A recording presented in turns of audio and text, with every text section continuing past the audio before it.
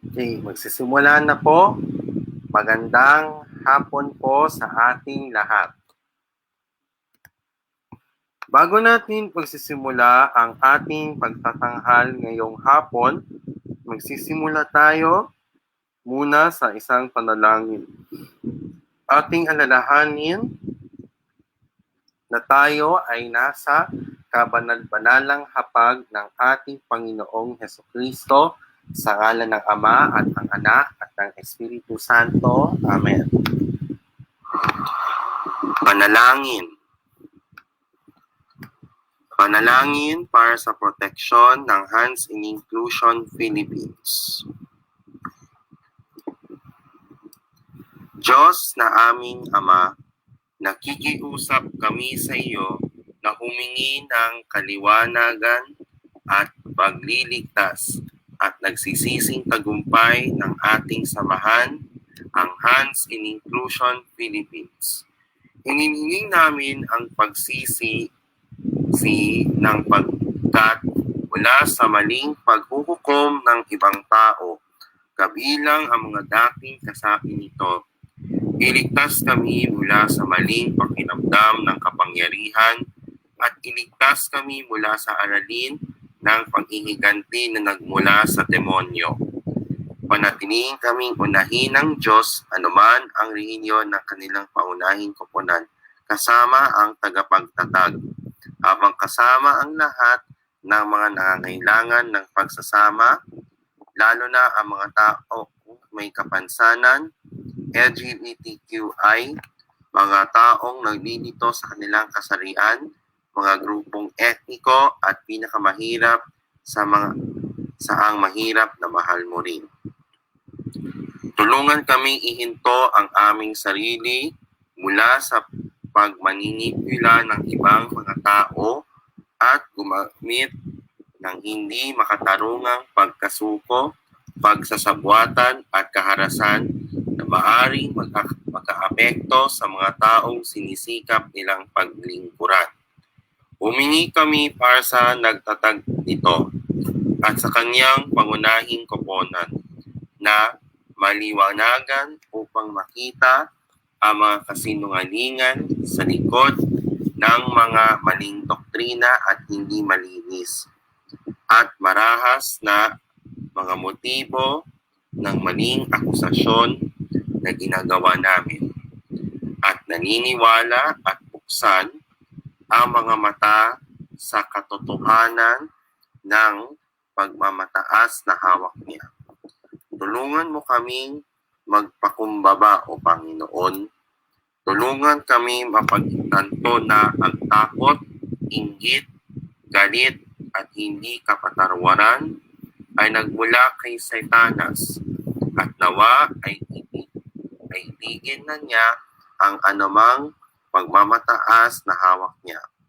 Mangyaring payagan kaming malaman ang aming mga sarili, iisang anak ng Diyos.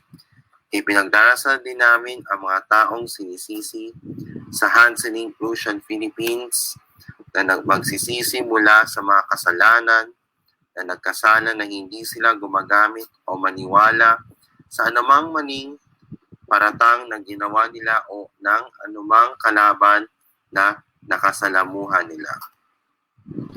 Patawarin kami muna sa aming mga akusasyon sa anumang anyo at mula sa lahat ng maling bagay sa iyong mga mata ginawa ng samahan. Ang mga ito ay tinanong namin sa iyong pangalan. Amen. Ina ng kagalingan ng mga may sakit, ipanalangin mo kami. San Jose, ipanalangin mo kami. San Roque, ipanalangin mo kami. San Lorenzo Ruiz, ipanalangin mo kami. San Pedro Calungsod, ipanalangin mo kami. Santa Clara ng Montefalco, ipanalangin mo kami. San Juan Bautista, ipanalangin mo kami. Mahal na Birheng, tulong sa lahat ng mga Kristiyano na mamagitan para sa amin. San Monica, ipanalangin mo kami at ang aming pamilya at mga kaibigan. San Agustino, ipanalangin mo kami at ang aming pamilya at mga kaibigan. San Markel, Arcangel, San Benedicto, Santo Pius, na ikasampu at San Juan Pablo na ikalawa. Iligtas kami sa aming hindi sinasadyang mga pagkakamali. Diyos na banal na Espiritu, maawa at baguhin ang puso ng lahat ng mga samahan at lahat ng mga tao na dating nagtatrabaho sa ating samahan na gumawa ng mga kahila-hilakbot na pagkakamali at ang mga taong nakibahagi sa isang pagsasabwatan upang maling akusahan ang sinuman sa ating organisasyon. Amen. Ama namin, sumasalangit ka, sambahin ang ngalan mo. Mapasa amin ang kaharian mo, sundin ang loob mo dito sa lupa para lang sa langit. Bigyan mo kami ngayon ng aming kakanin sa araw-araw at patawarin mo kami sa aming mga sala para ng pagpapatawad namin sa nakakasala sa amin. At huwag mo kaming ipahintulot sa tukso at iadya mo kami sa lahat ng masama. Amen. Aba, Ginoong Maria, napupuno ka ng grasya. Ang Panginoong Diyos ay sumasayo. Bukod kang pinagpala sa babaeng lahat, at pinagpala rin naman ang anak mong si Jesus. Santa Maria, Ina ng Diyos, ipanalangin mo kaming makasalanan, ngayon at kung kami mamamatay. Amen. Nawalhati sa Diyos Ama, Diyos Anak, at sa Diyos Espiritu Santo, kaparaan ng sa unang-una, ngayon at mapagkailanman, magpagsawalang hanggan, siya nawa. Sa ngalan ng Ama, at ng Anak, at ng Espiritu Santo. Amen.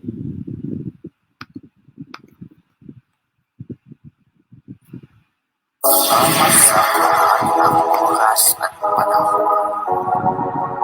The words inflicted upon it due to COVID-19. This is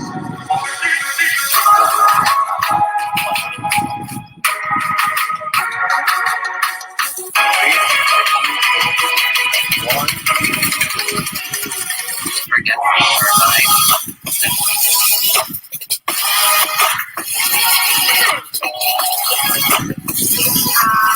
Give me access to everyone.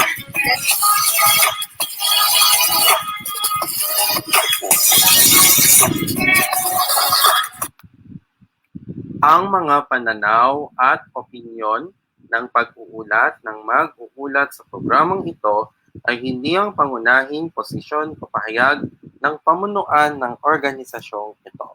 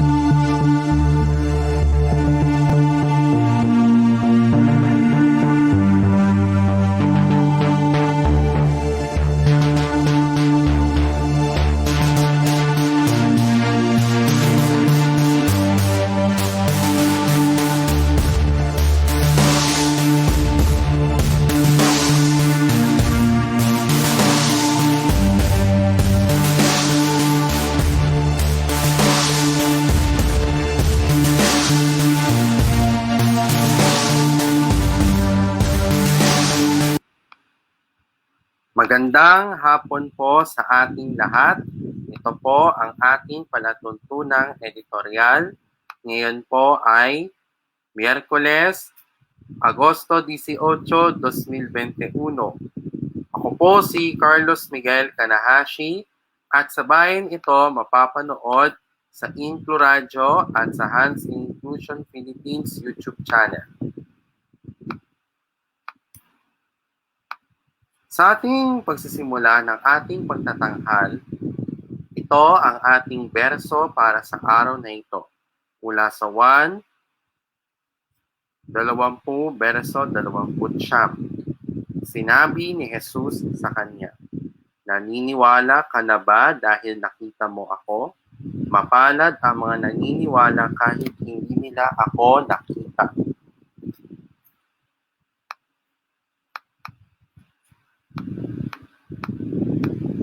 Magsisimula po ang ating talakayan sa ilang sandali at magbabalik po tayo pagkatapos ng ilang patalastas.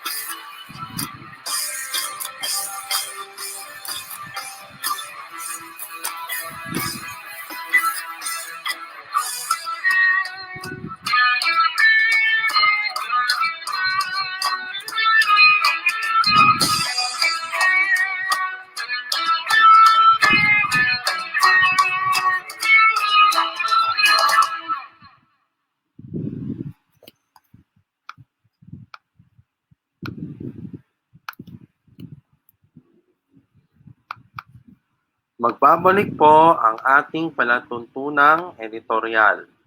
Magsisimula po ang ating talakayan.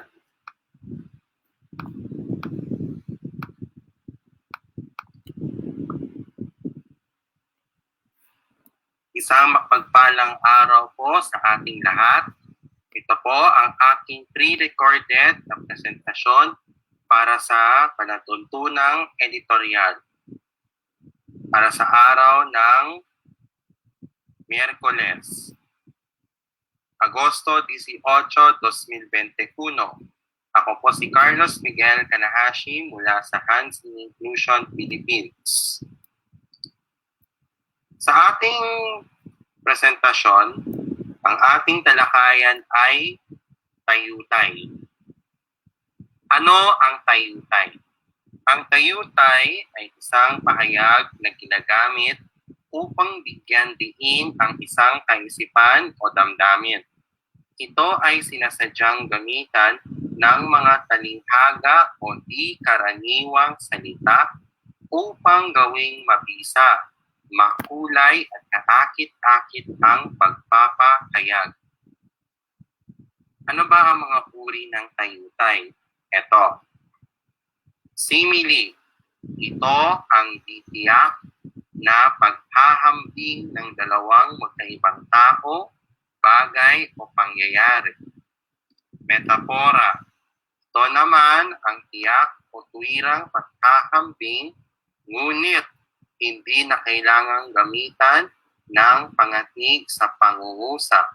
Nagpapahayag ito ng paghahambing na nakalapat sa mga pangalan, gawain, tawag o katangian ng bagay na inihahambing. Personifikasyon.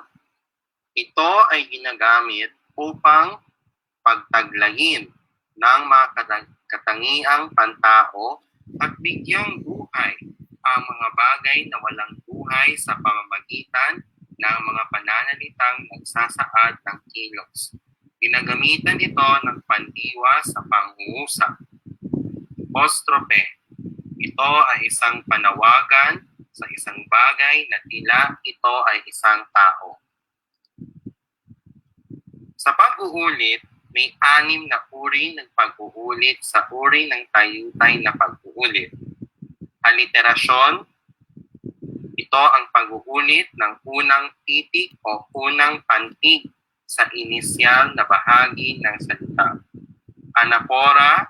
Ito ang pag-uulit ng isang salitang nasa unahan ng isang pahayag o ng isang sugnay. Anadiplosis. Ito ang pag-uulit sa una at huling bahagi ng pahayag. Epipora. Ito ang pag-uulit ng isang salita sa hulihan ng sunod-sunod na taludtod. Pabalik ng pag-uulit. Ito ang pag-uulit ng pagbaliktad ng mga pahayag. Katapora. Ito ay paggagamit ng isang salita na kadalasang panghalip ang tumutukoy sa isang salita o parirala na binanggit sa hulihan. Hyperbole. Masidhing kalabisan o kakulangan ng isang tao, bagay, pangyayari, kaisipan, damdamin at iba pang katangian, kalagayan o katayuan ang ipinapakita dito. Maaring nagpas sa katotohanan o eksaherado ang mga pahayag kung iyong susuritin. Ang onomatopeia ay isang uri ng tayutay na kung saan ito ang paggamit ng mga salita kung saan ang tunog o himig ay nagagawang maihatid ang kahulugan nito.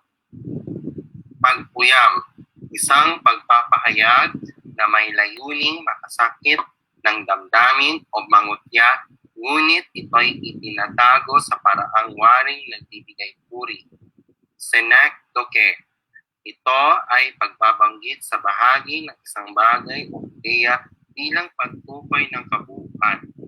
Pagdilipat wika ay tulad ng pagbibigay katauhan na pinagsasabay ang mga katangiang pantao na ginagamit ang panguri. Pagpapalit tawag. Ito ay kung saan nagpapalit ng katawagan o o pangalan sa bagay na tinutukoy. Maaring ito'y sa pamamagitan ng paggamit ng sagisag para sa sinasagisag, paggamit sa lalagyan para sa bagay na inilalagay o pagbabanggit ng simula para sa wakas o wakas para sa simula. Pasok doon. Ito ang pataas na paghahanay ng mga salita o kaisipan ayon sa kahalagahan nito mula sa pinakamababa patungo sa pinakamataas na antas. Anti-climax. Ito ang paggamit ng mga inihanay na pahayag ng damdamin o kaisipan na may maliwanag na impresyon ng pagbaba ng tindi ng kahulugan. Pagtangi or pagtanggi. Ito ay gumagamit ng salitang hindi na nagbabadya ng pagkasalungat o hindi pasangtayo. Ito ay pagkunwari lamang kung saan ang nais ng nagpapahayag ay kabaligtaran ng ibig sabihin. Retorika na tanong. Ito ay hindi naghihintay ng kasagutan at hindi rin nagpapahayag ng pag-aalinlangan. Wala itong inaasahang sagot kung saan ang layunin ay may kintal sa isipan ng nakikinig ang mensahe. Paralelismo. Sa pamamagitan ng halos isang estruktura, itatag dito ang mga ideya sa isang pahayag. Euphemismo. Ito ang pagpapalit ng salitang mas magandang pakinggan kaysa salitang masyadong matalim, bulgar. Ginagamitan ito ng mga piling salita upang pagandahin ang isang di kagandahang pahayag. Paghahalin tulad. Ito ay ang paghahambing na nagpapakita ng ugnayan ng kaisipan sa kapwa kaisipan. Pagtatambis. Ito ay ang paglalahad ng mga bagay na magkasalungat upang higit na mapagtingkad ang bisa ng pagpapahayag. Pangitain. Ito ay naglalarawan sa mga laman ng isip na animoy tunay nakaharap o nakikita ang nagsasalita. Sa ating pagbubuod, ang tayutay ay salita na ginagamit upang bigyang diin ng isang kaisipan o damdamin. Sinasadya ng pagpapahayag na gumamit ng talinghaga o di karaniwang salita o paraan ng pagpapahayag upang bigyang diin ang kanyang kasaloob.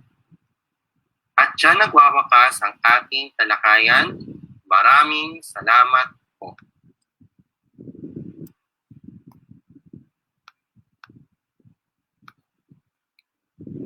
At dyan natatapos ang ating talakayan ngayong hapon.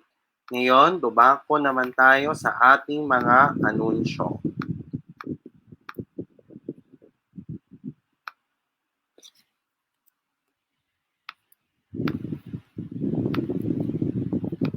Anunsyo. Una sa lahat, ang mga produkto na maaaring ninyong bumili sa ating Hansen Inclusion Philippines online shop ang mga sumusunod. Una, ang mga tote bags. Kung gusto niyo bumili, ang presyo ito ay ang mga sumusunod. Kung gusto niyo ng tote bag na may litrato na walang teksto, ang itsura ito ay maliit hanggang malaki. At ang presyo ito ay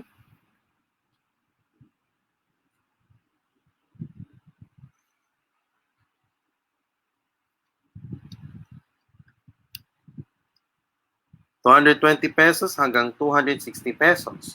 Kung gusto niyo na may litrato sa harap na may teksto sa likod, ang itsura ito ay maliit hanggang malaki at ang presyo ito ay ₱270 hanggang ₱310. Ang aming mga bagong tapang at One Inclusion Nation t-shirts. Ang mga kulay ito ay puti, itim, bughaw, dilaw at pula. Ang itsura ito ay small hanggang 4XL or quad XL at ang presyo ito ay ₱325 hanggang ₱400.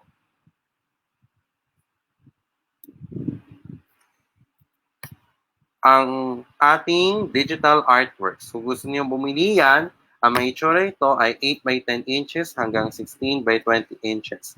Ang presyo ito ay 600 pesos hanggang 1,750 pesos. Kung gusto niyo magkaroon ng acrylic glass, pero kung gusto niyo magdagdag ng 175 pesos hanggang 500 peso charge. Ang aming mga stickers we include RS at iniibig ko ang mga Pinay PWDs, 150 pesos hanggang 250 pesos lamang. So paano tayo magbabayad? Una sa lahat, magiging stricto muna tayo sa ating bayad. Bayad muna bago bumili. Maaari kayo bumayad sa pamamagitan ng GCash, Paymaya, Palawan Pawn Shop at Cebuana Lumiere. Ipapadala ang inyong produkto sa pamamagitan ng mga courier providers. Sa mga nakatira sa Kamaynilaan at sa nakalalapit na lugar, papadala ito sa pamamagitan ng GoGo Express, TokTok, Grab, Lalamove at Mr. Speedy Philippines. Ang natitirang sa buong Pilipinas sa pamamagitan ng LBC.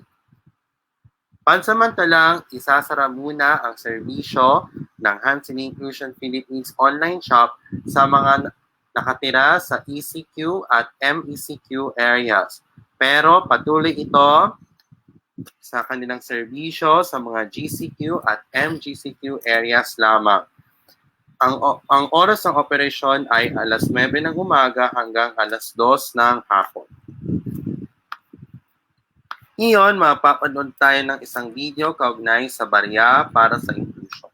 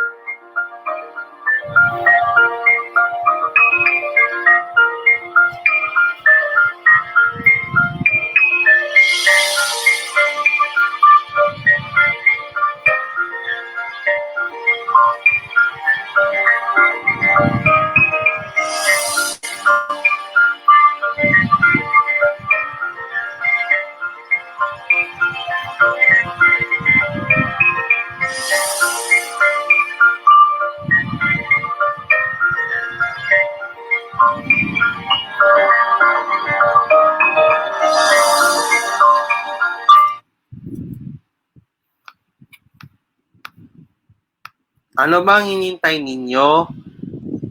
Magbili na kayo sa aming mga produkto sa ating online shop at mag-donate kayo sa pamamagitan ng ating barya para sa inclusion. Pakitulungan niyo po ang Hansen Inclusion. Pwede. At sa mga nagawa ito, maraming salamat po sa inyong donasyon at sa patuloy ng inyong sumusuporta sa ating organisasyon.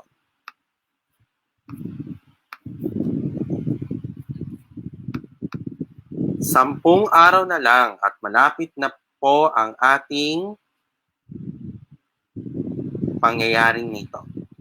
Sa darating na Sabado, Agosto 28, taong 2021, sa ganap ng alas 7 ng gabi hanggang alas 9 ng gabi, ang Hansen Inclusion ay magkakaroon ng isang virtual na konsyerto. Ito ang Include Pilipinas Teaming Inclusion 2021. Papanoorin natin ang isang video kaugnay nito.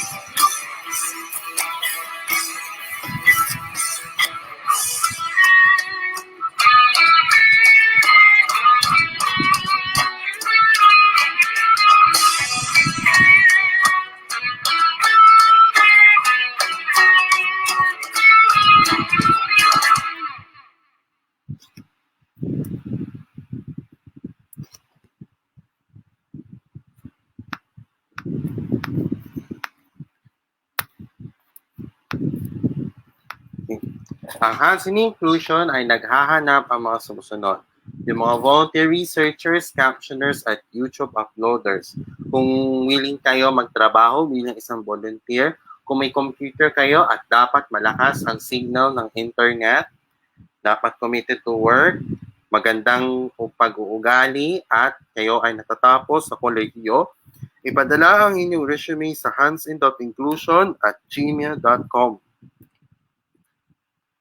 Sa buwan ng wika ngayong buwan, ipinagdiriwang ang Best Buddies Philippines ang buwan ng wika sa pamamagitan ng mga virtual na pangyayari.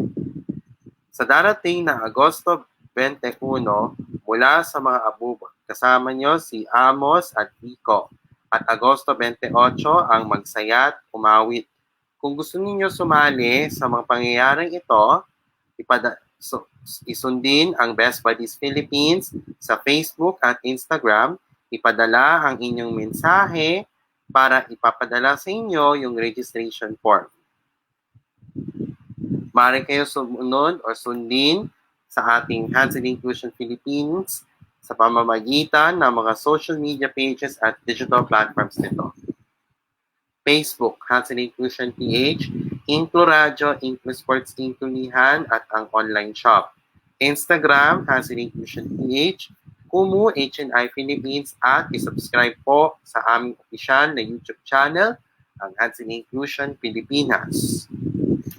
Pwede ito gawin ninyo ngayon na. Pwede. Sa mga ginawa ito, maraming salamat po.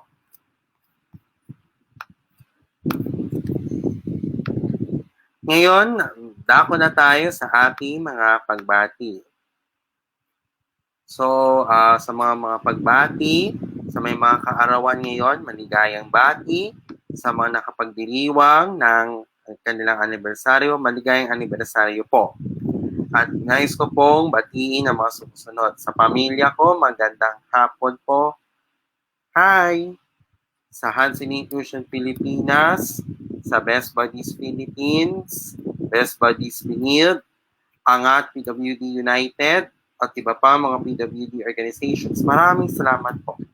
Sa mga kapwa kong Binyandyano, salamat po sa inyong pagtatapos ng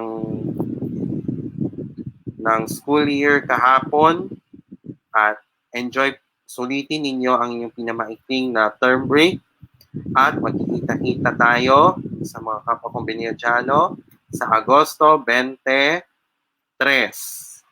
sa susunod na linggo para sa pinakabagong akademikong sa mga kaibigan ko sa high school at college, magandang hapon po, at sa mga nakikipanood sa atin, pwede naman maging isang magandang umaga, magandang hapon, o magandang gabi saan man sa buong mundo.